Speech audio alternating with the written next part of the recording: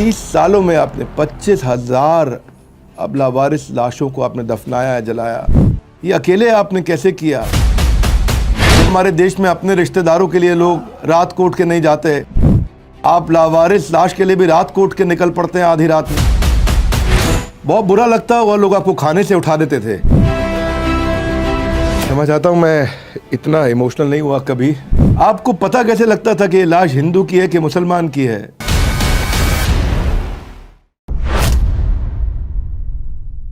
नमस्कार। मजहबी बहस मैंने की नहीं, फालतू अक्ल मुझ में थी नहीं। ऐसे एक इंसान से आपको मिलवाने जा रहे हैं, ऐसे लोग जो भारत को बड़ा भारत बनाते हैं, उनकी कहानियां हम आप तक पहुंचाते हैं। मैं Vivek Bindra, founder and CEO badabusiness.com, a tribute to India's global brand ambassador. आज आपको मिलवाने जा रहे हैं शरीफ चाचा से। पीछे उनको पद्मश्री मिला। क्यों मिला उन्हें पद्मश्री? 25,000 से ज्यादा लावारिस लाशों का अंतिम संस्कार उन्होंने किया।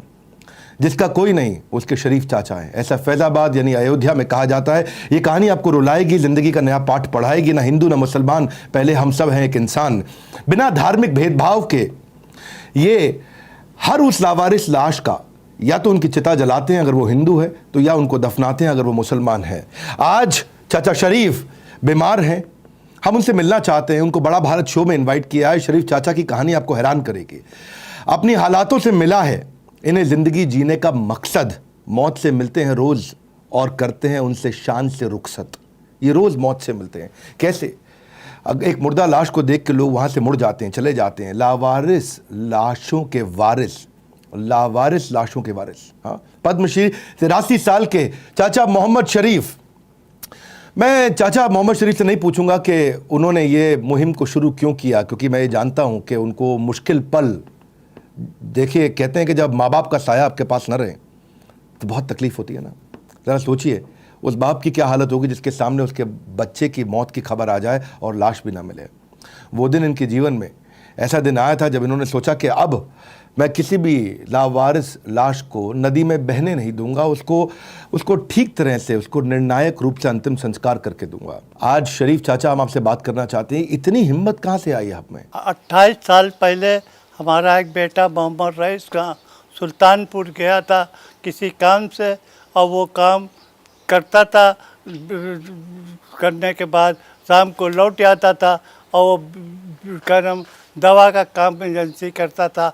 उस दिन नहीं लौटा एक दिन, तो मैंने कहा नहीं आया होगा। फिर 2 दिन तक नहीं आया तो मैंने ढूंढनी शुरू किया।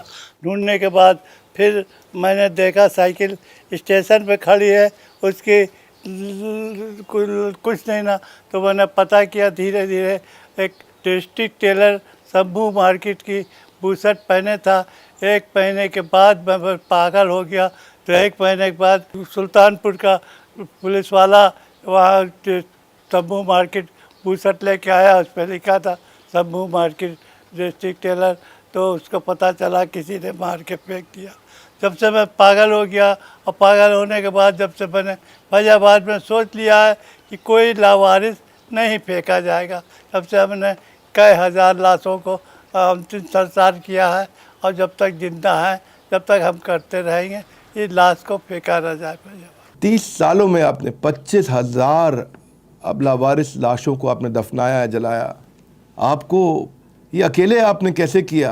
क्या आपको समाज से कुछ सपोर्ट मिला या नहीं मिला? समाज से कोई नहीं सपोर्ट मिला बेटा। पहले तो लोग मुझको चिढ़ाते थे। पहले साइकिल में कैरियर पे बांध के, बड़ी कैरियर पे पीछू बांध के ले जाते थे। पागल कहते थे, कोई कुछ कहता था। फिर 4 पहिए का ठेला दिला दिया किसी ने, तो वो ठेले पे बड़ा आराम से ले जाते थे। और मुसलमान की मट्टी तो ताड़ के तकिया फैजाबाद में नज़दीक पड़ता था।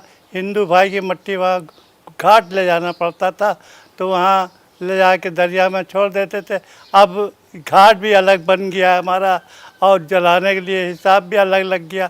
अब बहुत अच्छा इंतज़ाम हो गया। लोगों को देखते से मालूम हुआ कि ये काम करते हैं और करेंगे।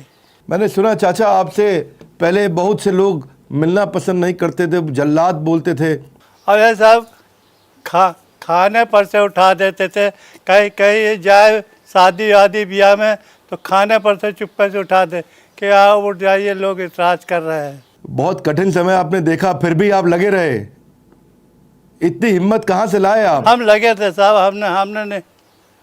हमने नहीं कुछ नहीं, हम अपने काम में रहे कि ये खून एक है, ऐसे ही मेरा बच्चा भी फेंका गया होगा, ऐसे हमारा लाल भी फेंका गया होगा। तो इसी तरह से हम इसको रखेंगे, उसे गले लगा के ले गए और उसे जिस धर्म कहा उस धर्म से किया। बहुत बुरा लगता होगा, लोग आपको खाने से उठा देते थे, नाक बंद कर अरे लेते पूरा थे साहब अपनी। ऐसी सड़ी सड़ी लाशें मिली, 4-4 5-5 रोज की पानी बचे, घाट बचे या कहीं पड़ी हुई कि आप पास नहीं जा सकते थे, मगर मुंह में कपड़ा बांध के उसको कंधे पर लाद के किसी तरह से लाते थे। पोस्टमार्टम हो जाए तो फिर गाड़ी पन्नी में लपेट के सब चारों तरफ से और ठेले पर लाद के ले जाते थे। आपको पता कैसे लगता था कि ये लाश हिंदू की है कि मुसलमान की है, क्योंकि उसको पहचानना तो मुश्किल था।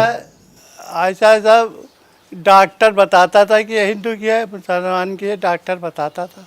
आप खुद इतनी गुर्बत से, इतनी गरीबी से निकल के आए, आपका बेटा एक साइकिल मैकेनिक, आप खुद साइकिल मैकेनिक थे, रोज के खर्चे पूरे करना मुश्किल थे। साइकिल मैकेनिक का बहुत बड़ा मैकेनिक था, बहुत अच्छा था।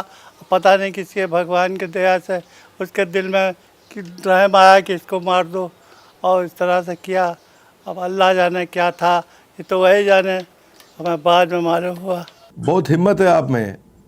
मैं चाचा ये जानना चाहता हूँ, ये लाशें आपको मिलती कहाँ से थी, ये लावारिस लाशें? ऐसा था, मैं सब जगह बोर्ड लगा दिया था कि लावारिस लाशें इस पते पे बता दी जाए, और पोस्टमार्टम ऑफिस में रोज़ जाता था, वहाँ भी बोर्ड लगा था कि लावारिस लाश हो तो मुझको इस नंबर पर फ़ोन किया जाए।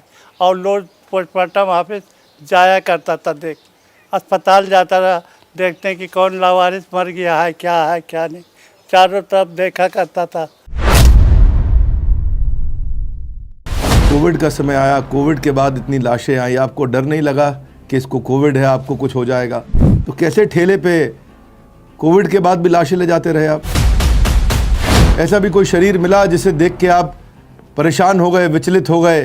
कभी परिवार ने आपका विरोध नहीं किया, आपको बोला नहीं कि क्या काम में लग गए हो आप?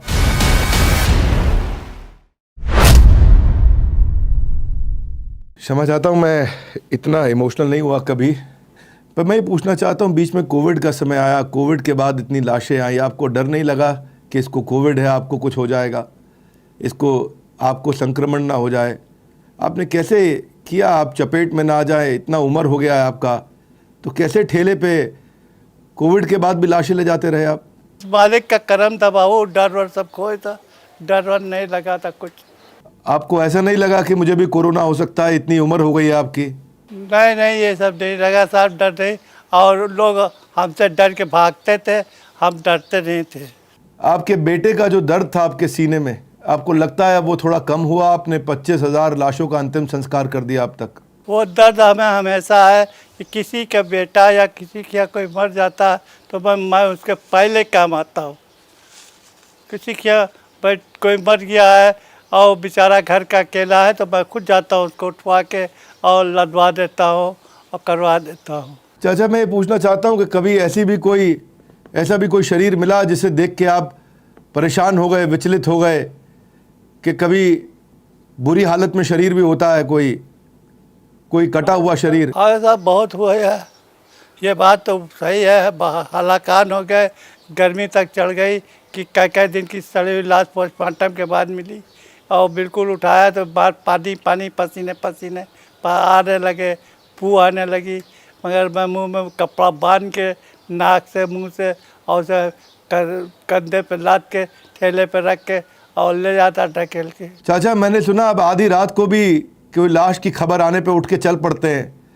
यहाँ तो हमारे देश में अपने रिश्तेदारों के लिए लोग रात को उठ के नहीं जाते, आप लावारिस लाश के लिए भी रात को उठ के निकल पड़ते हैं आधी रात में? रात हो चाहे दिन हो साहब, जैसे मैं सुनता हूँ आवाज़, घंटी आवाज़ आती है, मैं तुरंत निकल के चला जाता हूँ, और तुरंत जैसे कपड़ा पहना हूँ उसे पहना और लिया डंडा हाथ में और फ़ौरन गया और उसको ला के पोस्टमार्टम में रखा पहले, तब पोस्टमार्टम के बाद लाश मिलती है।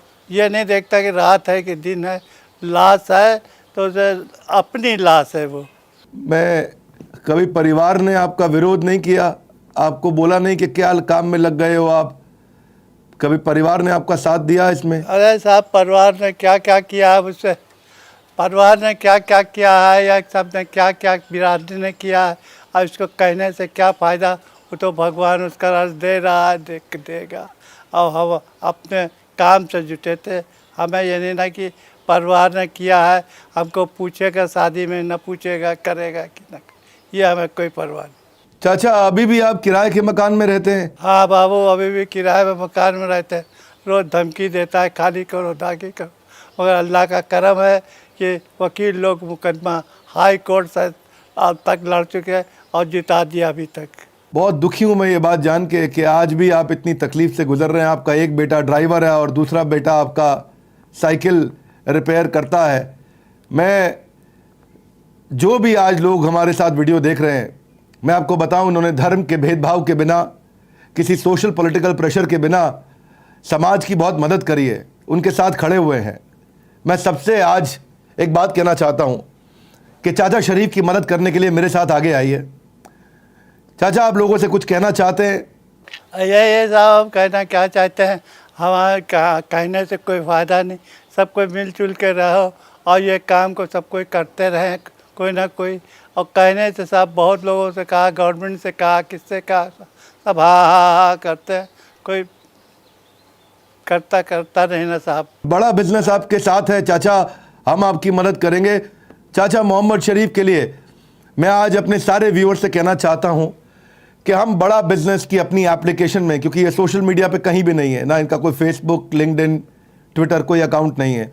चाचा हम आपके लिए बड़ा बिजनेस एप्लीकेशन पे अकाउंट बनाएंगे। आपका जो बड़ा बेटा है उनके नाम से, आपके नाम से बनाएंगे, आपका फ़ोन नंबर डालेंगे वहाँ, और आज सबसे प्रार्थना करेंगे कि आपको कोई डोनेशन दें, हम भी देना चाहेंगे। जो भी लोग वीडियो देख रहे हैं वो बड़ा बिजनेस एप्लीकेशन पे जाके चाचा शरीफ के अकाउंट पे उनकी मदद करिए, उनके साथ जुड़िए। आज भी किराए पे रहते हैं और पैसा नहीं है, इनको मकान मालिक निकालने की धमकी देता है। पद्मश्री चाचा शरीफ, आप एक बहुत बड़ी इंस्पिरेशन है। हम आपकी प्रोफाइल बना करके आपकी बात को लोगों तक पहुंचाएंगे। आप बड़ा बिजनेस एप्लीकेशन पे हमारे साथ हज़ारों लाखों व्यूअर्स को मैं बोलूँगा, आइए चाचा शरीफ से आकर के मिलिए। हमारे एप्लीकेशन के अंदर हमने एक इनका फेसबुक की तरह, एक ट्विटर की तरह का अकाउंट बनाया है, वहाँ पे इनका फ़ोन नंबर और इनका डिटेल रहेगा। और सबसे प्रार्थना करूँगा कि कोई ने काइंड में, कैश में, जिस भी प्रकार से प्रार्थना के द्वारा, दुआ के द्वारा इनकी सबकी तरह से मदद करें। इनके बेटे को अगर नौकरी दे सकें, वो कहते हैं कि बड़े ख़ास लोग भी देखे मगर ये खासियत नहीं मिली, मुझे इंसान तो बहुत मिले मगर इंसानियत नहीं मिली। और यही बड़ा भारत शो में हम चाहते हैं कि हम ऐसे लोगों को लेकर के आए। नए भारत की नई तस्वीर लेकर आ रहा हूं हर बुधवार। अगले बुधवार बड़ा भारत की एक और ऐसी कहानी लेके आऊँगा। नीचे कमेंट में बताइए, अपने फीडबैक दीजिए, सजेशन दीजिए कि अगली बार आप किन से मिलना चाहते हैं। चाचा शरीफ के इस वीडियो को सब तक पहुँचाइए और आकर के उनको बड़ा बिजनेस एप्लीकेशन पे फॉलो भी करिए। हमारे साथ जुड़े रहने के लिए चाचा शरीफ आपका हृदय की गहराई से नतमस्तक होकर बहुत बहुत धन्यवाद।